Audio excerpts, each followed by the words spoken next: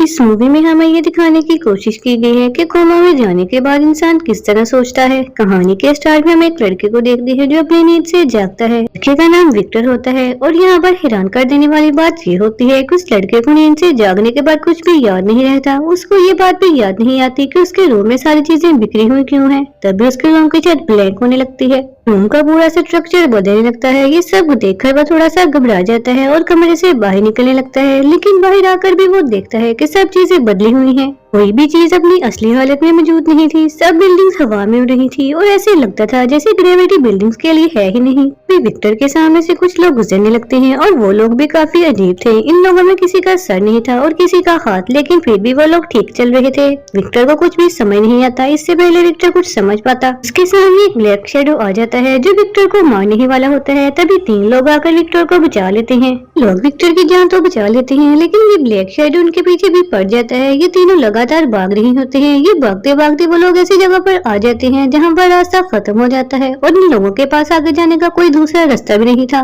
देखकर विक्टर काफी डर जाता है। तभी वो तीनों लोग विक्टर को नीचे जंप करने का कहते हैं कि तुम्हें कुछ भी नहीं होगा, लेकिन विक्टर को ऐसा करने में काफी डर भी लग रहा था। तो इनमें से एक आदमी विक्टर को धक्का दे देता है तो विक्टर स्लाइड करते हुए मार्केट में पहुंच जाता है और इसके पीछे वही 3 लोग भी आ जाते हैं। अब अजीब बात ये थी कि वो शैडो भी उनके पीछे आ जाता है। विक्टर को कुछ भी समझ नहीं आता कि वो ब्लैक शैडो इनका पीछा क्यों कर रहा है। वो शैडो जब इनको मारने ही वाला होता है तभी इन तीनों में से एक इंसान अपनी जान को कुर्बान कर देता है, क्योंकि ब्लैक शैडो से फाइट करते वक्त शैडो उसके हाथ में कट लगा देता है। इसके बाद बाकी के तीनों लोग आगे बढ़ते हैं। विक्टर इस लड़की के साथ चलने लगता है और इस लड़की से पूछता है कि तुम कौन हो और मैं इस दुनिया में क्या कर रहा हूँ और ये कैसी जगह है। मैंने इस जगह के बारे में आज तक नहीं सुना और ना ही देखा है। तो वो लड़की जिसका नाम फ्लाई है वो विक्टर को बताती है ये वो दुनिया है जहाँ पर लोग कोमा में जाने के बाद आते हैं और तुम भी इस वक्त कोमा में ही हो और ये वो दुनिया है जहाँ ये सब लोगों की मेमोरीज हैं, यानी यादें हैं। तो ये सुनकर विक्टर फ्लाई से पूछता है ये दुनिया इतनी अजीब क्यों है। तो फ्लाई इसे बताती है ये कोई हकीकत की दुनिया नहीं है, ये तो दुनिया बस लोगों की यादों से बनी है और तुम तो जानते हो कि यादें वक्त के साथ साथ खत्म हो जाती हैं और अक्सर दुखातों की यादें एक साथ मिक्स हो जाती हैं, इसलिए ये दुनिया ऐसी है। इसके बाद वो लोग एक पुरानी बस में जाते हैं और ये बस उनके लिए एक रास्ता है डेंजर जोन से सेफ जोन में जाने के लिए। दूसरी तरफ कोमा के लोग एक साथ मिलजुल कर रहते हैं और शैडो भी यहाँ नहीं आ पाते और इस जगह सब लोग सेफ हैं और यहाँ मौजूद सब लोगों के पास कुछ न कुछ सुपर पावर्स होती हैं। जैसा कि ये जगह रियल नहीं है तो यहाँ के लोगों ने अपने पास के एक्सपीरियंस से अपने अंदर सुपर पावर्स को डेवलप कर लिया है। उस जगह के गॉडफादर होता है जो इस जगह के बारे में सब कुछ जानता है और इसका नाम येन है। इसके बाद येन विक्टर को अपने रूम में जाने का कहता है। फ्लाई विक्टर को उसके रूम तक ले जाती है जहाँ पर विक्टर फ्लाई से शैडो के बारे में पूछता है तो फ्लाई से बहुत ही हैरान कर देने वाली बात बताती है कि अगर कोई इंसान कोमा में मारा जाता है तो वह इस कोमा वाली दुनिया में ब्लैक शैडो बन जाता है। सुनकर विक्टर काफी हैरान हो जाता है। अब वो लोग विक्टर के नए रूम में जाते हैं। इस रूम की दीवार पर एक अजीब सा पोर्टल बना होता है, इसे ये लोग ड्रीम का डोर कहते हैं। फ्लाई विक्टर को बताती है तुम अपने कोमा में जो जो ड्रीम्स देखोगे वो यहाँ पर इस दरवाजे की वजह से रियलिटी में बदल जाएंगे। विक्टर अपने ड्रीम में देखता है उसका कार एक्सीडेंट हुआ है और जब उसकी आंख खुलती है तो वो देखता है कि उसके रूम में वही कार मौजूद है और वो खुद भी जख्मी हालत में पड़ा हुआ है। तभी वहाँ फ्लाई का साथी आ जाता है जिसने विक्टर की जान बचाई थी। उसका नाम था फैंथम। वो आकर विक्टर को कहता है कि तुम्हारा ये रूम तो बहुत शानदार है और तुम्हें देखकर लगता है कि तुम्हें काफी पावर्स हो सकती हैं और मैं तुम्हें बताता हूँ कि इन पावर को कैसे यूज किया जा सकता है और इसके लिए तुम्हें कुछ टेस्ट देने होंगे, कुछ ट्रेनिंग करनी होगी। यहाँ पर रहने वाले हर इंसान के पास कुछ न कुछ पावर्स हैं। असल में फैंथम फ्लाई को पसंद करता है और विक्टर के आने के बाद वो थोड़ा इनसिक्योर फील करता है, इसलिए वो विक्टर की इंसल्ट भी करता है। इसलिए वो वहाँ पर एक रोबोटिक मशीन को लेकर आता है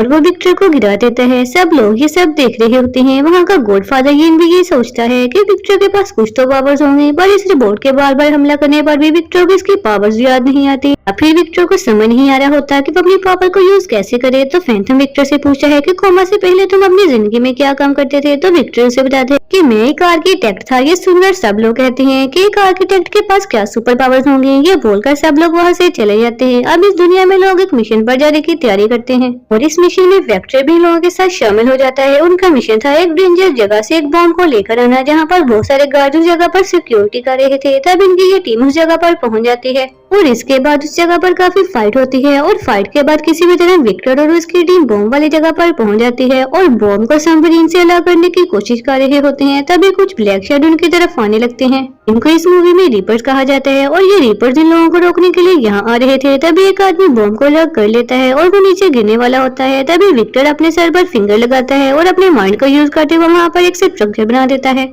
वो आदमी को गिरने से बचा लेता है। फिर वो सब लोग वापस आ जाते हैं। वापस आने के बाद सब लोग विक्टर की बहुत तारीफ करते हैं। तभी वहाँ पर येन आ जाता है और विक्टर से कहता है मुझे तुम्हारा काम बहुत पसंद आया और जहाँ पर हम लोग रह रहे हैं यहाँ पर सिटी का पूरा स्ट्रक्चर लोगों की मेमोरी से जुड़ा हुआ है और हमने आज तक ऐसा इंसान नहीं देखा जो खुद से अपने माइंड को यूज करते हुए स्ट्रक्चर को बना सके। क्यों ना तुम हम सबके लिए एक सिटी बनाओ, कैसी सिटी जहाँ पर रीपर्स ना सके। विक्टर कहता है कि मैं अपनी पूरी कोशिश करूंगा। अगली सुबह वो लोग इस बस के जरिए डेंजर जोन में आ जाते हैं जहाँ पर इन लोगों को एक नई सिटी बनानी थी। इससे पहले कि वो लोग अपना कोई भी काम शुरू कर वहाँ पर रीपर्स आ जाते हैं और इन पर अटैक करना शुरू कर देते हैं। सब लोग काफी हैरान हो जाते हैं कि रीपर्स को कैसे पता चला कि हम लोग यहाँ पर आए हैं। हम लोग तो बड़ी एहतियात के साथ यहाँ पर आए थे। तभी यहाँ पर फैंटम आ जाता है। हमें यहाँ पर ये बात पता चलती है कि फैंटम ने येन और विक्टर से बदला लेने के लिए विक्टर की जैकेट में कैसी डिवाइस लगाती थी जिससे रीपर अट्रैक्ट होकर उस जगह आ जाते हैं और रीपर सब लोगों को मारने लगती है। पर वो फैंटम पर अटैक नहीं करते क्योंकि फैंटम के हाथ पर ब्लैक शैडो से फाइट करते वक्त जो कट लग गया था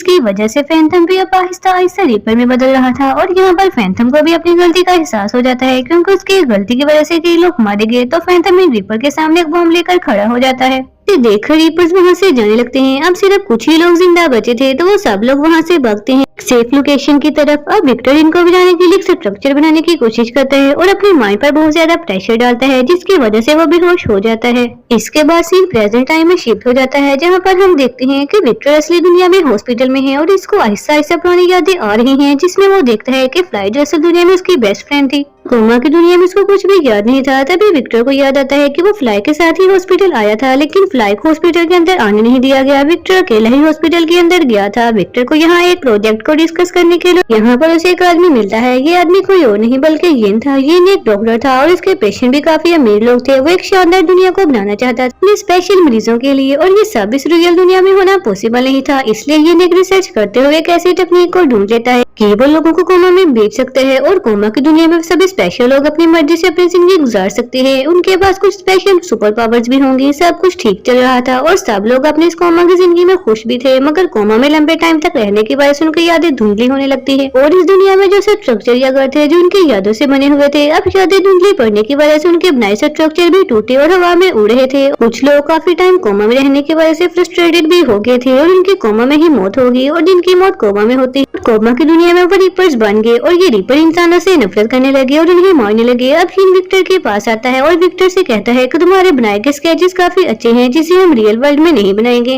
मैं स्ट्रक्चर को कोमा की दुनिया में बनाएंगे और बहुत से मेरे लोग जिस वक्त कोमा में हैं मैं इन लोगों के लिए ये स्ट्रक्चर बनाऊंगा और तुम्हें कोमा में जाकर हमारे लिए ऐसा स्ट्रक्चर बनाना होगा और इसके बदले में तुम्हें काफी पैसे भी दूंगा। विक्टर ये सब सुनकर डर जाता है और उन्हें मना कर देता है और किसी भी तरह वहाँ से भाग जाता है। इधर से बाहर फ्लाई उसका वेट कर रही होती है। विक्टर कार में बैठकर उसको तेजी से चलाने का कहता है। गाड़ी को तेजी से चलाती है जिससे उनका एक्सीडेंट हो जाता है। फिर डॉक्टर की टीम इन दोनों को हॉस्पिटल लेकर आती है। दोनों को कोमा में भेज देते हैं। ये थी विक्टर की पुरानी यादें कि विक्टर कैसे कोमा में पहुंचा। अब विक्टर को होश आ जाता है और वो देखता है जो कि कोमा की दुनिया वाला येन है। डॉक्टर विक्टर से कहता है कि तुम्हें मेरी बात मान लेनी होगी और मुझे वो स्ट्रक्चर बनाकर देना होगा हवा में उड़ता हुआ और रीपर से दूर। अगर तुमने मेरा ये काम नहीं किया तो मैं तुम्हारी फ्रेंड यानी कि फ्लाई के लाइफ स्पॉट को मिटा दूंगा जिसकी वजह से वो मर जाएगी इस दुनिया में भी और कोमा की दुनिया में भी। अब विक्टर अपनी फ्रेंड को खोने के डर से येन की बात मान लेता है और फिर से कोमा में चला जाता है। अब विक्टर की दोबारा से अपने बेड पर आंख खुलती है जहाँ मूवी की स्टार्टिंग में खुली थी। विक्टर वापस इस जगह पर पहुंच जाता है जहाँ वो इस स्ट्रक्चर को बनाने वाले थे। अभी भी रीपर्स वहाँ मौजूद थे और वह रीपर वहाँ मौजूद लोगों को मार रहे थे। विक्टर कुछ स्ट्रक्चर बनाकर रीपर्स को मार देता है और फिर विक्टर एक सिटी को बना देता है। वहाँ मौजूद सभी लोग ये देखकर बहुत खुश हो जाते हैं और फाइनली येन की सोच के मुताबिक विक्टर ने वैसी सिटी बना दी थी। तो विक्टर अब येन से कहता है मैं असल दुनिया में वापस जाना चाहता हूँ लेकिन येन इनकार करते हुए कहता है कि तो अब यही रहना होगा और अब मैं तुम्हें एक हिंट देता हूँ असल दुनिया वाला हॉस्पिटल इस कोमा वर्ल्ड में ढूंढो और फिर इन वहाँ से अकेला ही उस सीढ़ी में चला जाता है। वहाँ मौजूद वो किसी को भी अपने साथ लेकर नहीं जाता क्योंकि यहाँ पर मौजूद सब लोगों के पास अब थोड़ा ही टाइम रह गया था और वो लोग कभी भी मर सकते थे क्योंकि कोमा में रहने की वजह से उनकी हालत काफी खराब हो चुकी थी और मरने के बाद वो रीपर भी बन सकते थे। और ये नहीं चाहता था कि सिटी में कोई भी रीपर आए, ये वो किसी को भी अपने साथ उस सिटी में लेकर नहीं जाता। ये सुनकर लोग डर जाते हैं और एक एक करके लोग मरने लगते हैं। अब लास्ट में सिर्फ 3 लोग ही बचते हैं। अब बचे हुए 3 लोग हॉस्पिटल की तरफ जाने लगते हैं तो वो हॉस्पिटल कोमा की दुनिया में भी होता है। अब ये लोग हॉस्पिटल के अंदर जाते हैं लेकिन इनको वो रूम याद नहीं आ रहा होता जहाँ उस रियल वर्ल्ड में इनको रखा गया था। विक्टर याद करने की बहुत कोशिश करता है और याद करने पर उसको अपने रूम का हल्का सा स्ट्रक्चर याद आ जाता है, लेकिन इससे पहले इनका एक और साथी राख बनकर गायब हो जाता है। अब सिर्फ विक्टर और फ्लाई ही रह गए थे। ये दोनों इस रूम की तरफ जाने लगते हैं तभी वहाँ पर यिन आ जाता है और वो विक्टर पर हमला कर देता है।